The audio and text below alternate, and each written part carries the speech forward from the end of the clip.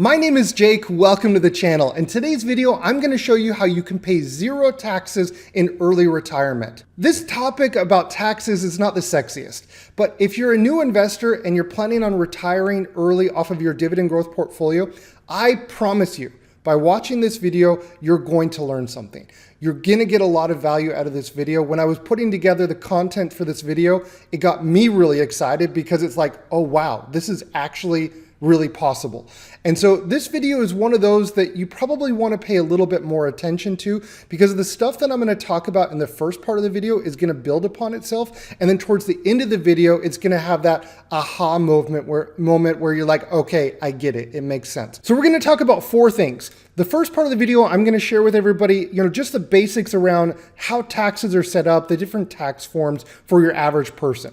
The second part of the video, we're going to talk about tax rates and the standard deduction and how those have changed over time. And when we're looking into the future and we're thinking, okay, I'm going to retire in X amount of years, what that's going to potentially look like. The third part of the video, we're going to run a simulation with a tax calculator, and we're going to look at how you would pay taxes based off of the different types of investments in your portfolio. Maybe you're familiar with qualified versus non-qualified. We're going to touch on all of that in this video. And then towards the end of the video, I'm going to use the real life example of my wife and I and what we're trying to accomplish by generating a $2 million portfolio and what that's going to look like, how much we're going to pay in taxes off of a $2 million portfolio. Now, if you've been following the channel, you know that my wife and I, we're looking to retire early in the next 6 to 7, maybe 8 years. It's kind of a moving target. We're pretty far off from that $2 million target today. As you can see in my portfolio here in M1 Finance, we got a long ways to go. But starting now and planning now for the future is a way that you can take control of the outcome of reaching your goal of financial independence and retiring early. But before we begin, I think it's important that we understand the concept of taxes. My channel is geared towards new investors, and I think there's no better person than Ron Swanson to help us understand taxes. This is your lunch. Now, you should be able to do whatever you want to with this, right? If you want to eat all of it, great. If you want to throw it away in the garbage, that's your prerogative. But here I come, the government.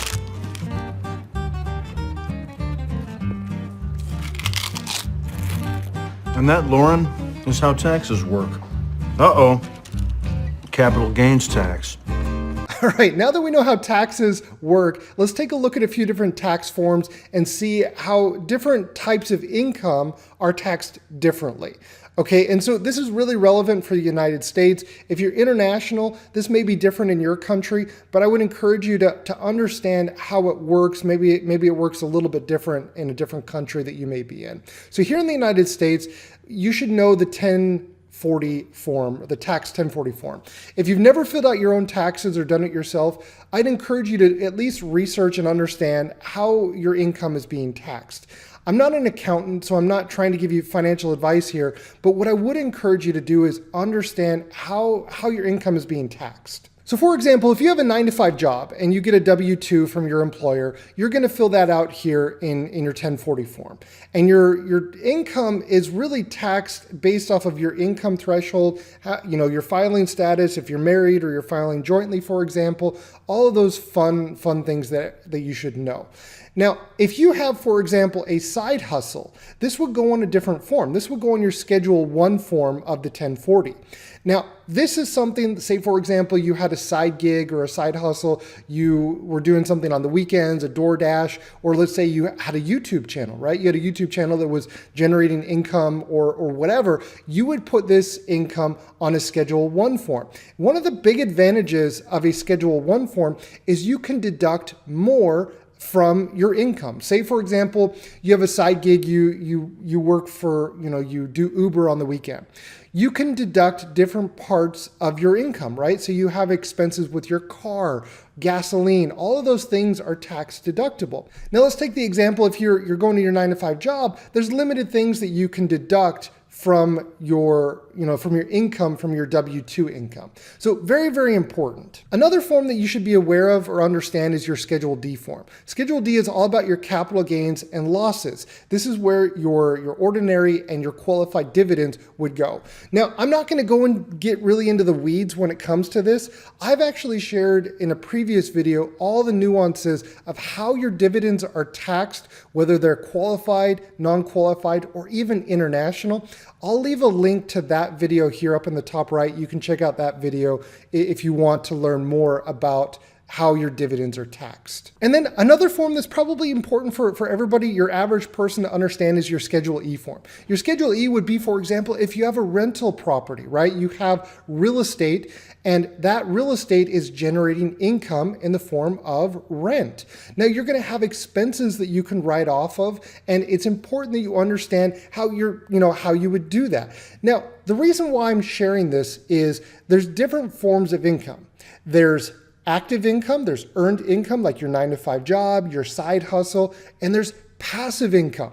Passive income, for example, would be your rental property, it would be your capital gains, your dividends. And the government views these differently. Earned income versus capital gains, they're taxed differently, okay? So very, very important that you understand this. So let's tie this together and understand why this is important. You have your W-2, this is earned income, this is active income. You have on the other side your dividends, which are passive, or your real estate, which is passive income. When you look at your tax bracket, and we're looking at, for example, somebody that is married filing jointly. In 2020, let's say you made $80,000 from your day job and you got your W-2. You would be subject to a 12% tax rate. Okay. Now, on the other hand, let's say you just had a dividend portfolio and you only earned dividends in 2020 and no day job. You would pay zero capital gains tax on that $80,000. You see the difference here? So if your earned income versus your passive income, the government views these differently. And that's why I wanted to share with you the different tax forms, because the government views the way that you earn income differently. And the government taxes it differently. Now, for the remainder of the video, we're going to focus on capital gains tax. Okay, we're not going to look at earned income tax anymore. So you see this $80,000, and you might be thinking to yourself, okay, where the hell did this $80,000 come from? Okay, now this changes every single year. But let's fast forward to 2021. We're no longer having an income threshold of $80,000, but $80,800. So this is increasing. So that means that you can make an additional $800 in 2021 than you did in 2020 and pay zero taxes on your dividend income. Now, I tried to Google this all the way back to like 2000, 2005, but simply, Google really wasn't very helpful when I was looking for the capital gains tax rates based off of the income threshold. So I looked back, and this is one that I found back from 2015. So it's important to understand how this has kind of evolved. So what we're doing is we're looking at married filing jointly over here in the first column. And what we're looking at is how much we're going to pay in taxes, how much we can make and pay zero taxes. And so this is what we're looking at right here. You would have been able to make up to $74,900 in 2015 and pay zero capital gains tax. So this is changing every single year. So if you compare this on an annual basis, you're getting about an $800 increase every single year. Now there's a few off years, but on average about $800. So if we were to fast forward 5 years into the future, you'd take 5 times 800, and that's how much you would have in terms of how much you can make if you're filing jointly and pay zero capital gains tax on your dividends. So now we understand the capital gains tax on our dividends is different because it's passive. It's different than our earned income. The next piece that we have to understand when it comes to this is our deductions, whether we're taking an itemized deduction or the standard deduction. Now, what that is really, I don't want to get too far in the weeds, but it really essentially it's your income minus expenses is your net, like what your actual is. And here in the United States, you really have two options. You can either take the standard deduction that everyone gets, or you can itemize your expenses, and whichever one is higher, you're typically going to want to take the one that's higher. Here's a chart of the standard deduction since 2006. And what we're looking at is this first column here, married filing jointly. Back in 2006, the standard deduction was $10,300. Fast forward to today, here in 2021, it's $25,100. Now, this changed dramatically in 2018, and who knows where this is going to be in the future. This piece of it can be a little bit political, and so different parties have different views on the standard deduction, and it's really hard to kind of gauge where this is going to be in the future. I don't have a crystal ball, so when I'm factoring in and trying to predict where this is going to be in the future, this is truly a moving target. It's not 100% accurate, but in some years it was up $500, some years it was up $200, $300, $400. For what I'm going to do towards the end of the video, I'm going to take the assumption that this is going to increase by $400 every single year. Now, this is unlikely that it does that, but just for the sake of what it's done historically, we're going to keep it at 400. And this will make sense here in a second when I show this visually and what it will look like. So now we understand the difference between active income versus passive income. We understand the limits, the income limits on capital gains. We also understand the differences in the standard deduction and how that's increased. I hope that you've stuck with the video so far, because this is where it really starts to get interesting and exciting. Now, one last thing that we have to also factor in is inflation, that silent killer. Inflation is happening in the background. It's right around 2.5%, 2 to 3%. And for example, my wife and I, we're looking to retire, let's say in the next 7 years. We need ideally today in 2021, $65,000 to live comfortably. We're not pinching pennies. We're not living off of top ramen. We feel comfortable at $65,000. But what that means is in the next 7 years, we actually need $75,000 to have the same purchasing power, right? When you go to Target or you go and you get that Big Mac, that Big Mac is going to cost more in 7 years than it does today, and that is what we call inflation. So I share this with you, so it's important that you're also factoring this in. If you're following along with this video, you need to really keep an eye on inflation and understand that your purchasing power is going to go down. Now we're going to get into the fun stuff here with the calculator. I'm going to share this link in the description below, so if you want to play around with it, you can. You can pause the video and kind of follow along with me as I go through it. But what we're looking at is just the dividend income. We're not looking at the, remember the Schedule E, Schedule 1, your W-2. This is just your capital gains from the dividend. And we're going to see how many dividends can we get in 2020 and pay zero taxes. And then after this, I'm gonna simulate what it would be like in 7 years and how long we can live off of our portfolio and pay zero taxes. So stick around, it's gonna get really exciting. So once again, so that you understand how the calculator works, it's looking at the capital gains from 2020. You're gonna pay zero capital gains on your income of $80,000. And it's also important, remember we talked about the standard deduction. We're gonna use the standard deduction here for this example with married filing jointly. For 2020, the standard deduction is $24,800. So those are the two things that you have to keep in mind. Now that we understand the capital gains tax in 2020, and the income limit being $80,000. And now that we understand the standard deduction, right, let's take a look at the tax calculator for 2020. Let's take a look at the income section right here. And we're going to look at these two boxes right here. Ordinary dividends, this includes any qualified dividends, and the qualified dividends, this is included in the ordinary dividends. So don't let this confuse you. This is your non-qualified plus your qualified dividends all together, and this is just your qualified dividends. This section right here is going to be larger than this section right here. So this is why it's important that you understand qualified versus non-qualified. You have to also kind of understand is, remember how we talked about the tax forms, passive versus active? Your qualified dividends are viewed as passive income. Your non-qualified are viewed as active income. And remember how they're taxed differently? That's why it's important that you understand this. So when we're looking at the example of 2020, we have an 80,000 threshold, right? Where we're going to pay zero dividends. So if we had 100% in our qualified dividends, let's say we had 100% into Johnson & Johnson and we made $75,000 Johnson & Johnson, we'd pay 0 income tax. Now, let's say, for example, we had, let's say 70,000 in Johnson & Johnson, and we had 5,000 in, let's say, Realty Income, a real estate investment trust. We would pay 0 taxes. Now, let's say, for example, we made $85,000 total in 2020 just from dividends. And let's say 70,000 of that was qualified dividends. Let's see if we pay any taxes. We would pay 0 taxes even if we made $85,000. And do you remember why that is? It's because of the standard deduction.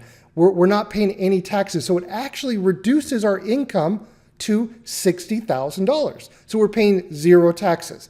Now let's see what that would look like. Let's say we made $50,000 in qualified. That means $35,000 was in real estate. Let's see what we would pay in taxes. Now we're starting to pay taxes. Even though we only had $60,000 in dividends, we're still paying taxes because of the real estate investment trusts. Okay, really, really interesting. So what do we need to do? Let's say, okay, all right, we're going to keep the $85,000. And let's say, okay, instead of having $50,000 in Johnson & Johnson and $35,000 in real estate, in REITs, let's say we had, $65,000. We had $65,000 in Johnson & Johnson and $20,000 in Realty Income. Now we're paying 0 taxes. So this is so important that you understand. This is why it's important to understand qualified versus non-qualified. Even though we made the same total $85,000, we're paying 0 in taxes. Now let's look at this from another example. Let's say we made $104,000 and $800. That is your $80,000, the income limit of $80,000 plus the standard deduction of $24,800. Now let's take a look at this from the qualified dividend. Let's say we had $75,000 in qualified dividends. Let's see what that would be. We're going to pay $500 in taxes. So you got the $75,000 in qualified, and the remainder is in, let's say, Realty Income, is in a REIT. So let's say, for example, you wanted to make the maximum amount of money in a year and pay 0 capital gains tax. But you also wanted to have real estate investment trusts, plus you wanted to have qualified dividends. So what would that look like? Let's take out our calculator here. Let's say, okay, you got $104,800, and we know that the standard deduction is $24,800. That means that you can have up to $80,000 in qualified dividends and $24,800 in non-qualified and pay 0 taxes. But here's the thing. The second that you have more than the standard deduction in non-qualified dividends, that is when you're going to start paying taxes. And at that point, you're going to start paying taxes. So if you want to pay 0 taxes in early retirement, you take the income limit plus the standard deduction. And then if you want to have non-qualified dividends in your portfolio, they cannot make up more than the standard deduction if you're using the standard deduction. That is how you pay 0 taxes in early retirement. So this is really important. So if you understand this, you can set up your portfolio where you can still have real estate investment trusts in a taxable account and pay 0 taxes in early retirement. But the beautiful thing about dividend investing is your investments are still growing. If you're investing into businesses like Johnson & Johnson or McDonald's or Procter & Gamble, these businesses are still growing. They're still increasing and growing their dividend. So what is that going to look like in the future? And so really the question is how long can I live off of my portfolio and pay 0 taxes while the portfolio is growing organically? That is the golden question. That's the question that we're going to answer right now. In order to understand and answer that question, we have to understand at which rate our portfolio is growing. So if we look at the weighted average of our portfolio and we assume that the portfolio value the capital appreciation is growing at around 7%. The dividend growth rate is growing also at about 7%. And let's say we have a current yield of about 3.75%. Now these change every day as the value of the portfolio goes up and down and as the yields are changing. If this is the first time that you're seeing this calculator, I will leave a link to this calculator in the pinned comment below. I share it for free. It doesn't cost anything. You can play around with it. So let's take a look. Let's say, for example, we have our $2 million portfolio. It's growing at 7% and then 7% dividend growth rate. It has a current yield of 3.75%. This is what we're looking at. Okay, so even though we're not reinvesting the dividends, even though we're not adding more capital to the portfolio is still growing. So in the first year, you're going to get $75,000. The second year, just due to the organic growth, you're going to have over $80,000. The third year, $85,000. And then after the fifth year, $98,000. After the eighth year, $120,000, and then after the ninth year, $128,000. So here's the question. Based off of the numbers that we talked about earlier, how long can we go in early retirement and still pay zero taxes from our dividend growth portfolio? So to answer this question, we're going to look at a few assumptions that we've already discussed earlier in the video. Now, once again, this is building up to everything that I talked about. I hope that you've stuck with the video this far. If you have, this is really where it all ties together. The assumptions that we're going to look at is that the individual here that they're filing jointly, so they're married, the standard deduction will increase annually by $400. And then we're also going to look at this, that the income limit is increasing by $800 annually. This is what I mean by the income limit, that we're going to pay zero taxes in early retirement based off of the income thresholds. So up to $80,000 in 2020. If we scroll down here in 2021, it's $80,800. So we're going to assume that it's increasing by $800 over the next couple of years. All right, now let's take a look at this and let's take a look at the numbers. In 2021, the standard deduction will be $25,100. The income limit will be $80,800. That means you'll pay zero taxes on your dividend income up to $105,900, assuming that you don't have more than the standard deduction in non-qualified dividends. Now let's take a look at 2022. You're going to have up to $107,000, 2023 up to $108,000, 2024 you're going to have up to $109,000, 2025 up to $110,000, 2026 up to $111,000. So this is where it gets really exciting. In 2027, we can have up to $27,500 in the standard deduction, assuming that the $400 continues. We're going to have up to $85,600, assuming that the $800 annual increase continues. And then we can have up to $113,100 in dividend income and pay zero capital gains tax, assuming that we don't have more non-qualified dividends than the standard deduction. And so over here, the dividends in early retirement, this column right here, this is pulling from the dividend calculator right here. So each year, the first year, the second year, the third year, the fourth year, all the way, that's where I'm pulling these numbers. So this is the growth of the portfolio without reinvesting the dividends and without adding additional capital. So now the question, how long can we live off of our portfolio and pay zero taxes with the assumptions that we talked about in this video? If we retire in 2027 on $75,000 with the growth rate of our portfolio, it'll take 9 years until we pay any taxes on our dividend growth portfolio. That means the first 8 years in early retirement, we will pay zero taxes off of our dividend growth portfolio, assuming that our non-qualified dividends do not exceed the standard deduction each year. This is absolutely incredible. If you've stuck with the video this long, you probably are like me and you're a dividend nerd. I absolutely love engineering my portfolio and constructing it in a way for tax efficiency. I don't like paying taxes to the government any more than the next guy.